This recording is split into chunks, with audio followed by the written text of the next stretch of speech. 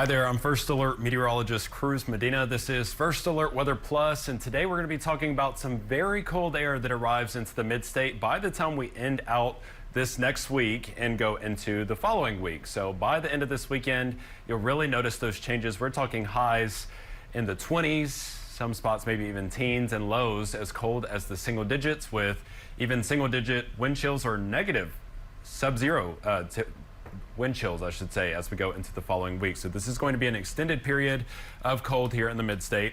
It's cold now, but not quite as cold as it's going to be. So here's a look at temperatures the next few days. Lower 40s expected for tomorrow. That's going to keep things, on the mild side. Some of you won't make it into the 40s. Some of you will be in the upper 30s, but still, it's going to be mild compared to, what we normally see this time of the year. Wednesday, we're down in the 30s for highs, and then you'll see it actually gets warmer. So you might be saying, well, what cool down are we expecting here?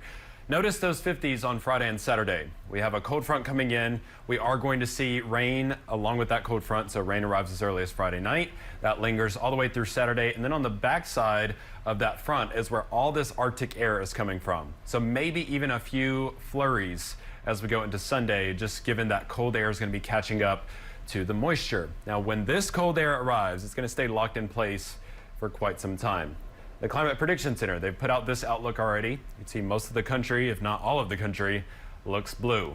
Blue means below average during the winter months. So it's going to be cold all over. I think the heartland, so just back toward the plains and the Midwest, I think those areas have it the worst, as in temperatures there could be sub-zero. Yes, I'm talking about the actual air temperature. It could be sub-zero the farther north you go. Farther south, obviously that air mass is going to modify itself a little bit. But like I was saying, we're talking lows down in the single digits. Highs could be teens or 20s as we go into, we'll say, the range of 6 to 10 days from now. So this is a prolonged cold snap. It's going to be an intense one. This air coming all the way in from the Arctic. It's going to stick around for quite some time.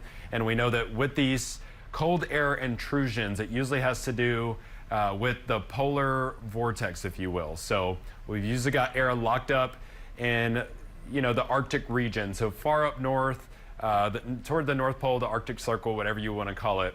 And then you get these stratospheric warming events. So air in the stratosphere, which is actually a whole different layer than the area of the atmosphere we live in. We live in the troposphere. The stratosphere is above that.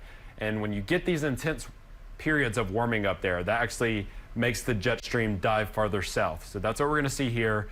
All of that cold Canadian and Arctic air is just going to spill into the United States, and it's going to stick around for some time. So I want to show you what this looks like, okay? So we'll go into Sunday morning.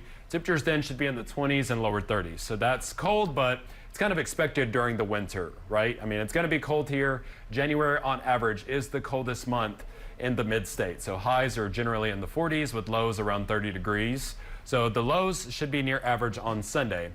Sunday afternoon, we're going into the 30s for highs. Watch what happens Monday. So that north wind continues to drive in very cold air.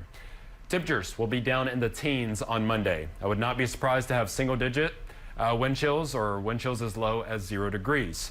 As we go into Monday afternoon, high temperatures don't really change much. Okay, so we're talking maximum 20s. I think many folks could still be in the teens. And then looking beyond that into early Tuesday, that's when those temperatures, the actual air temperature is what I'm showing you here, could be down in the single digits. That means sub-zero wind chills would actually be possible in this scenario, given that we would have winds of at least 20 to 30 miles per hour gusting through the area. So this is an extended cold snap here. We're giving you that first alert. So once again, it's not for this week, but by Sunday, that's when the cold air starts to move in, and then that's going to spill all the way into next week. Could last for several days, if not the whole week. And even as we round out January, things are still looking colder than average. Of course, as we get closer to the end of the month, we're going to keep you updated with if we could see another extreme cold snap like the one that we're forecasting for next week here in the mid-state. So that's going to do it for this edition of First Alert Weather Plus. As always, you can stay up to date with the latest weather conditions by downloading the WSMV4 weather app in your app store. Have a great day, and I'll see you next time right here on First Alert Weather Plus.